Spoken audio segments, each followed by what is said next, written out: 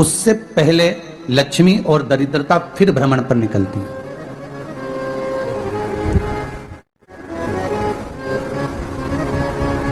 शिव भ्रमण कर कर जब वापिस आ जाते हैं, हिंदू धर्म में पीपल के वृक्ष की जो गणना वराह पुराण में करी गई है, 4 बजे से 7 बजे तक शिव के भ्रमण का समय बताया है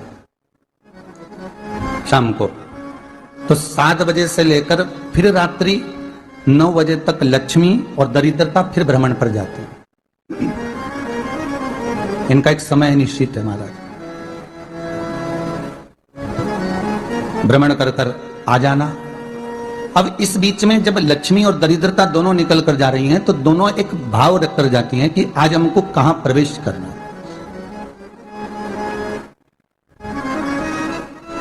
आज हमें किस जगह पर प्रवेश करना है, आज हमें कहां पहुंचना है, आज हमें किस जगह जाना है। और जिस नगर में जिस मार्ग से लक्ष्मी और दरिद्रता निकल कर जाती हैं, ये दोनों का जब निकलना होता है, इनको स्थान दिया गया जहां पर स्वच्छता हो, घर के दरवाजे पर रंगोली डली हुई हो, द्वार पर जल छीटा गया हो।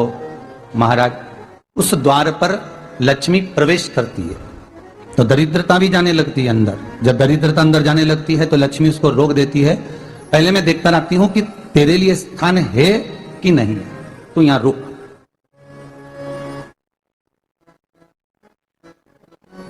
कुछ देर तक दरिद्रता बाहर खड़ी रहती है और लक्ष्मी जी की बड़ी बहन जब दरिद्रता बार बार अंदर जाने का प्रयास करती है तो लक्ष्मी जी कहती हैं, जी तू इतनी बड़ी होकर तुझे मालूम है, तू तेरा सम्मान होना चाहिए, आदर होना चाहिए, और तू अंदर चली जा और कोई तेरा सम्मान ना करे तो कितना बुरा लगेगा, इसलिए तू बाहर खड़ी है, मैं अभी आई।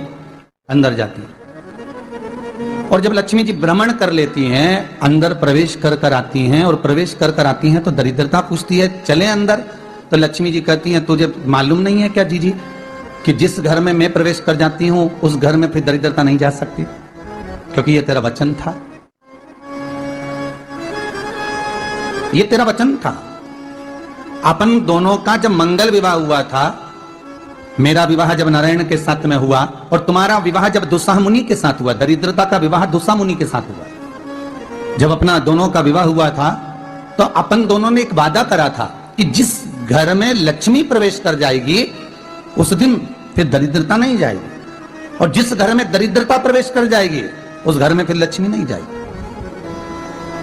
अब जब मैं अंदर देख कर आ गई हूं तो तू अंदर नहीं जा सकती, अर्थात लक्ष्मी के चरण जिस घर में पड़ गए उस घर में फिर दरिद्रता प्रवेश नहीं कर रही। चलते चलते फिर दरिद्रता ने देखा और लक्ष्मी जी इसको लेकर गई, और लक्ष्मी जी ने देखा कि इसके दरवाजे पर जल नहीं छीटा गया, इसके दरवाजे पर ना रंगोली डली है, इसका द्वार साफ नहीं हुआ है, इसके द्वार पर दीप नहीं है, इसके द्वार पर कलश नहीं है, इसके दरवाजे पर ढेर सारा कचरा पड़ा हुआ है, कोई स्वान कोई कुत्ता गंदगी भी कर कर चला गया है, कहीं बिल्ली ने गंदगी कर रखी है, कहीं जीवों ने कुछ गंदा गिरा रखा है। तो फिर लक्ष्मी जी कहती है, जी अब मैं होकर आ गई थी ना, अब तू जा, तू होकर आ, और दरिद्रता प्रवेश करती है। तो अंदर जाकर क्या देखती है दरिद्रता कि इतनी सवेरे से मैं घूमने इनके दरवाजे पर आई और ये तो सब चादर तान के चकाचक गुर्राटा भर भर कर सो रहे हैं। तो दरिद्रता कह देती है, तुम्हारा भाग्य ही बेकार है, तुम्हें क्या करूं, तुम ऐसे ही सोते रहो। और दरिद्रता गुस्से में बाहर निकल कर आती है, लक्ष्मी से कहती है, लक्ष्मी तू इसके घर में जाना ही मत। तो दरिद्रता को कहती है, जी तेरी बात नहीं मानूंगी क्या मैं? लक्ष्मी जी बोली, मैं तेरी बात नहीं मानूंगी, बिल्कुल नहीं जाऊंगी इसके घर में, तू चिंता मत कर।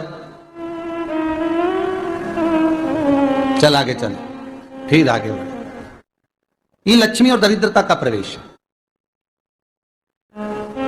आपके घर का द्वार, आपके घर का दरवाजा। फिर निवेदन करूंगा एक बहुत सुंदर बात, हमें महाराष्ट्र से सीखना चाहिए, हमें साउथ से सीखना चाहिए, दक्षिण से।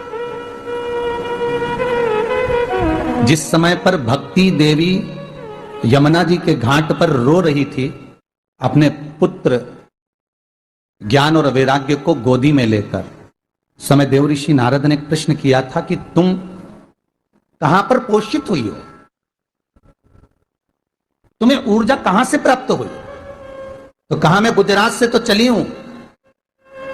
और वहां से चलती चलती भक्ति देवी कहती है, मैं बहुत दुखी होकर, बूढ़ी होकर, द्रवित होकर, बड़ी दुख में वहां से चलते चलते जब मैं महाराष्ट्र में पहुंची तो मैंने वहां जाकर देखा कि वहां पर लोग हर पल हर घड़ी ब्रह्म मुहूर्त में उठकर स्मरण करते हैं, नाम जाप करते हैं और दरवाजे पर जल छीट कर रंगोली डालते हैं, तो कह रही है कि वहां पर मैं थोड़ी अवस्थावान होने लगी, वहां मुझे अच्छा लगने लगा।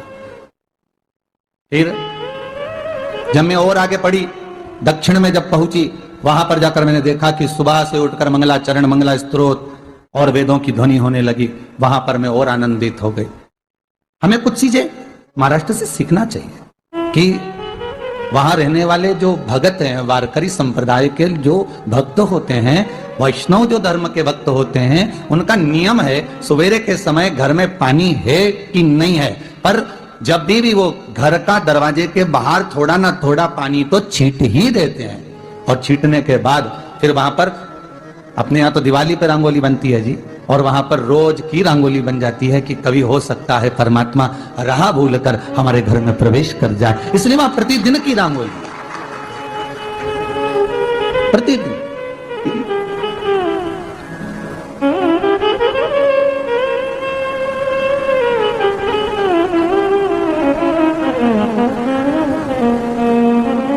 हमें सीखना चाहिए थोड़ा सा।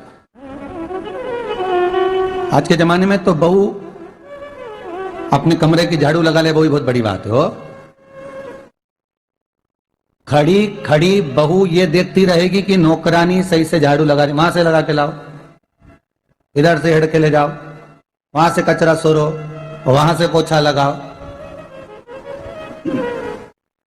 खड़ी रहेगी, उंगली से बताती रहेगी, और इतना नहीं बनेगा कि सेविका से, नौकरानी से, दासी से कह दे कि तू मम्मी पापा के कमरे की लगा ले, मैं मेरे कमरे की लगा लूंगी, तू जा उधर।